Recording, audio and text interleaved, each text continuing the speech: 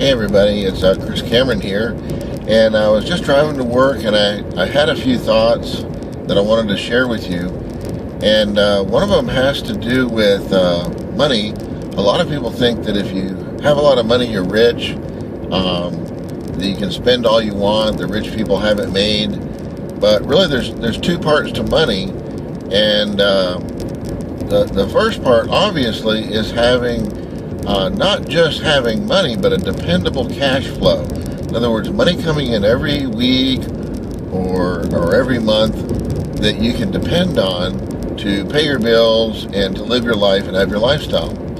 And so this is real important to have cash flow. And you want enough to cover your base expenses. And a lot of people that have money problems, they don't know their base expenses, what it takes to just live without doing anything extra, without any fun or anything like that. And you certainly want to make maybe 1.5, 2 times or more than your base expenses so that you can pay your bills on time, which saves money. You can afford to pick up deals when you see them and not have to buy things on time, meaning on credit, whenever possible. That means you're paying more for that product rather than getting it on sale. The other half of the equation, and many people are really not sure of this, but if you live your lifestyle such that you live the smallest financial footprint, in other words, you don't spend a lot of money, which sounds hard to do. Oh, you got to spend money. Well, you do have to spend some money to live your life. But if you make choices so that you don't end up spending a lot of money, then it takes less money to live. So that part of your life, that part I said that it takes to live, has been reduced. And you can only reduce it so far. And everybody's got their own comfort level, their own lifestyle, their own things like this. But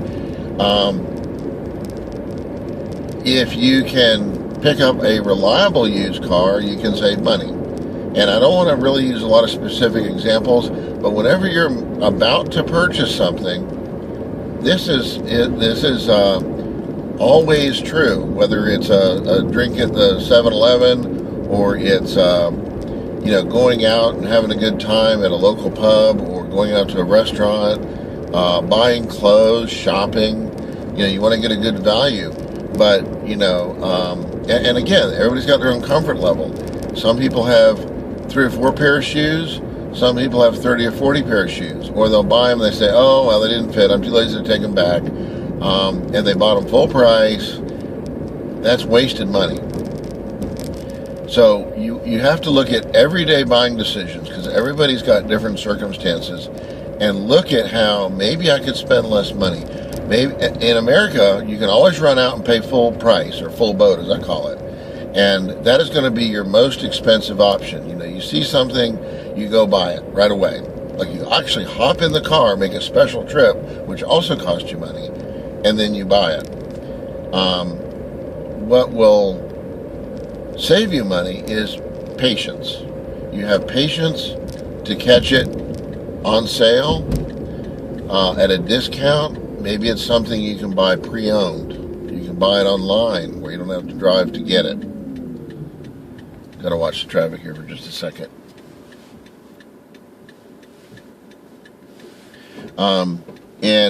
Bicycle.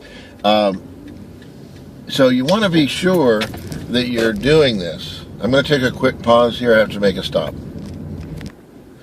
Okay, I'm done with my errand. So I was talking about the other half of the equation, trying to live a smaller financial footprint. And so what that'll do is, that's a two-pronged thing. So you work hard for your money, at however you're doing it, and then at the other hand, you're trying to keep your money.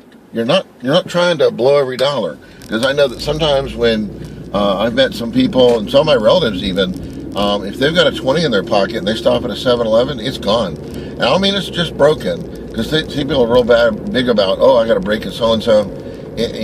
That's one thing. But they'll go in and they'll buy, a snack, and then they'll buy some other stuff, and then they'll buy some crap, and next thing you know, they feel like they've got to spend it, like money is burning a hole in their pocket.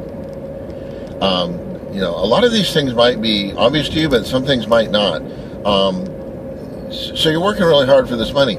Another thing about money, kind of a not quite a third point, but you got the two prongs about not spending as much as you need to, or as much as you can, trying to reduce that, only spend what you need versus what you want, being patient to get what you would like at a good price, and look at alternative markets.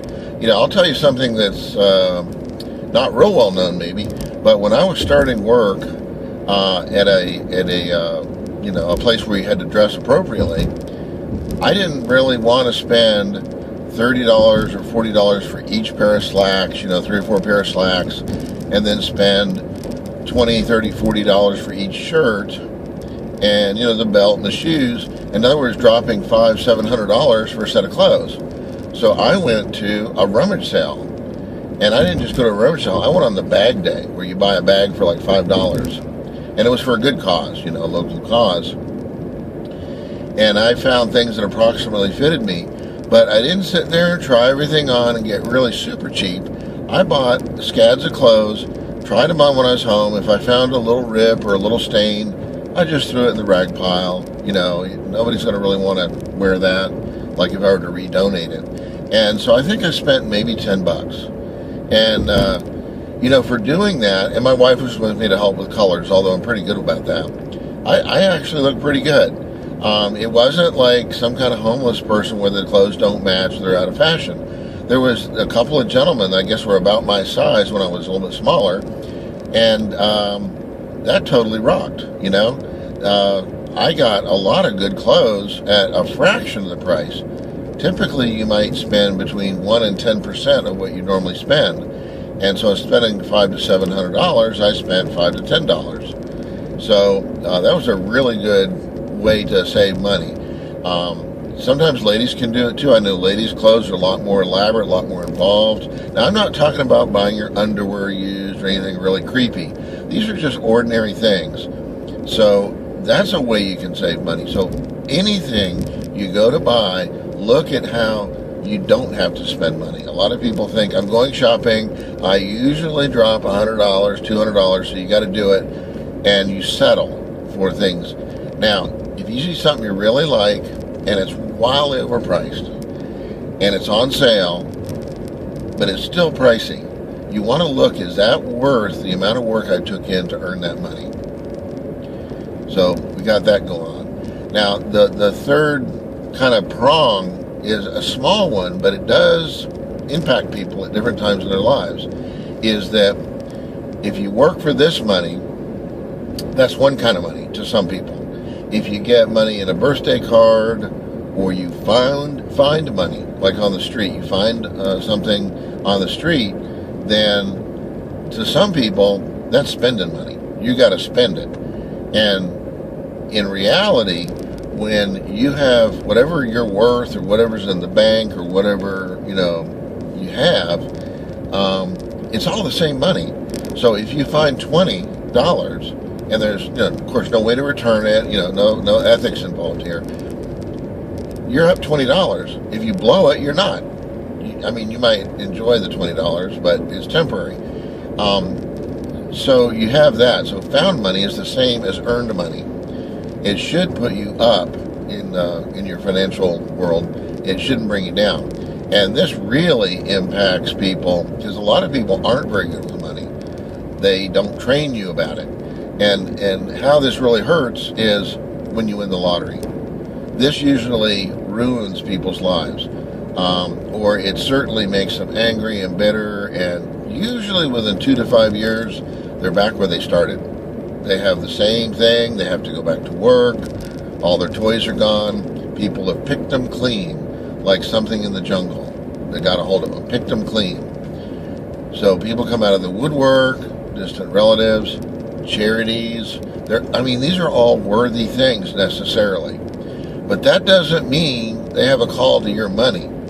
And that also doesn't mean not to stiff them and be a Scrooge. There's a way to be frugal without being mean-spirited like Scrooge. So what you want to do in those situations is take a step back, decide how much you're willing to give away, what percentage. Like, what do you normally contribute to charities, or churches, or whatever the organization is, and decide what you want to do with your money. Don't get caught up in the stories, or you've got to understands, or we're needy. There's lots of needs in the world. You're only one person. You are not infinite. This is a one-time or a certain number of limited payments, and then you are done. You don't get any more. This isn't for the rest of your life, although they might take it 20 years or whatever. You want to make sure that you do it logically, that you lay out the amount. I mean, I think it's great to donate to charity and do volunteer work. I've done it all my life, and I continue to do it. And I think that people that have the poor me mindset, that, oh, they're always victimized, oh, they never have enough money, versus successful people, poor people or poor me people rarely volunteer, rarely give money away, rarely contribute. I'm not saying poor people don't do charities, but poor me people don't. Like, oh, me. Successful people, almost all, and there's percentages, overwhelming percentage volunteer. They give back. So anyway, just kind of getting off the topic a little bit. So anyway, lottery is like the worst. I always wondered why certain lottery winners, when I followed it at the beginning, wouldn't show up immediately the next day for their ticket. They would show up a week or two later. But they're meeting with an attorney. They're setting up a front address, or a false address, if you would, some little apartment, before they claim their winnings. So that the media and all the charities won't be beating on their door and calling their home phone number. They won't have any of that. So this is something to think about. Use logic in this process. It's like anything else. If you can clearly think through the process, you'll save yourself a lot of grief.